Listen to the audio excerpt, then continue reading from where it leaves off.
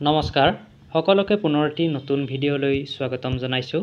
আজি আমি এই ভিডিঅ'টিত CTET কি আৰু CTET পৰীক্ষা সম্পৰ্কে আলোচনা কৰিম। CTETৰ সম্পূৰ্ণ অৰ্থ হৈছে চেণ্ট্ৰেল টিচাৰ এলিজিবিলিটি টেষ্ট, যিটো CBSE কণ্ডাক্ট কৰে। CTET পৰীক্ষা বছৰত দুবাৰকৈ অনুষ্ঠিত হয়। এতিয়া আমি আহোঁ CTETত পৰীক্ষা কেনেকৈ হয়। CTETত পেপাৰ দুখন থাকে।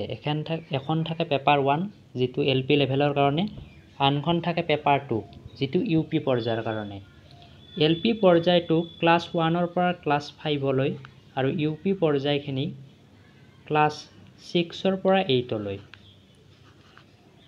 দুটাকৈ পৰীক্ষা অনুষ্ঠিত হয়। প্ৰায় 150 মিনিট হয় পৰীক্ষা, 150টা কুৱেশ্যন থাকে। এতিয়া প্ৰথম পৰীক্ষাটো পেপাৰ 1ৰ বাবে পেপাৰ তাতে 5খন থাকে। লেংগুৱেজৰ 2খন থাকিব, লেংগুৱেজৰ 1 আৰু লেংগুৱেজ 2 থাকিব।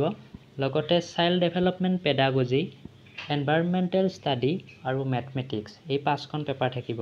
আনহাতে পেপাৰ 2ত child development pedagogy, language 1, language 2 এই 3খন থকাৰ উপৰিও এখন ছাবজেক্ট নিজাকৈ বাছনি কৰি ল'ব লাগে।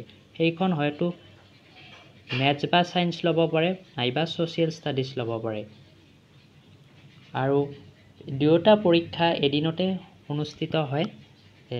চাইল্ড ডেভেলপমেণ্ট পেডাগজিৰ বাবে আপোনালোকে হিমাংশী সিঙৰ যিটো লেটছ লাৰ্ণ ইউটিউব চেনেলটো আছে, সেই চেনেলটো ফ'ল' কৰিব পাৰে, বা অন্য বিভিন্ন চেনেল আছে ইউটিউবত। আৰু আপোনালোকে ক্লাছ 6ৰ পৰা 8লৈ ছ'চিয়েল ষ্টাডি NCERT বুকখন ফ'ল' কৰিব পাৰে পেপাৰ 2ৰ বাবে। NCERT বুকবোৰ ফ'ল' কৰিলে ভাল। NCERT আৰু CTET চিলেবাছ থাকে, অফিচিয়েল চিলেবাছ, সেইবোৰ ফ'ল' কৰিব।